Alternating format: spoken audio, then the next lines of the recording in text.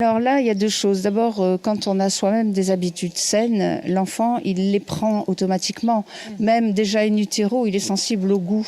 Donc le tout petit, il va pas avoir de problème à grignoter un brocoli ou n'importe quoi, ou une pomme de terre ou quelque chose. Même il y a des enfants qui tout petits mangent des olives ou du roquefort sans aucun problème. C'est parce que dans in utero, ils ont déjà goûté. Et quand la maman allaite, c'est la même chose. Et les goûts passent. Hein, il faut pas imaginer qu'on doit supprimer les aliments forts pour pas que les goûts passent. Pas du tout. Les goûts passent autant que les nutriments.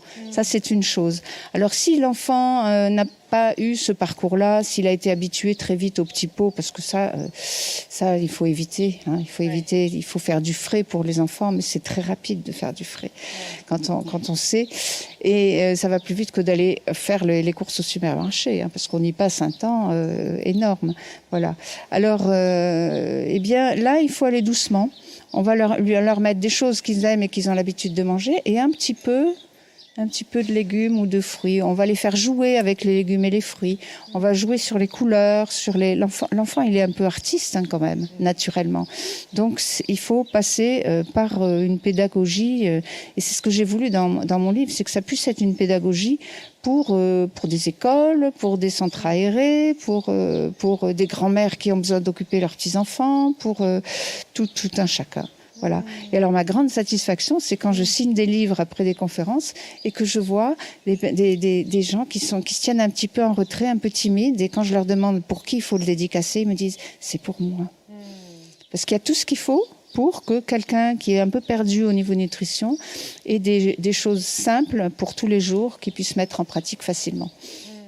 On sent bien quand même cette complémentarité entre vous et le professeur Joyeux, hein. Oui, c'est vrai. Ouais. Complémentarité, parce que d'abord, on est très différents de caractère. Ouais.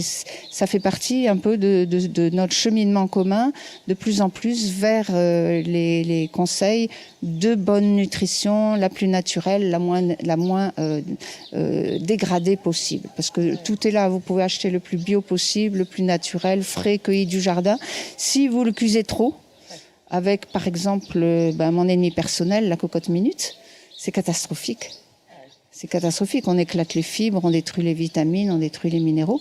Et on transforme le transit intestinal en un acteur de mauvaise santé, alors que c'est le siège de nos défenses immunitaires.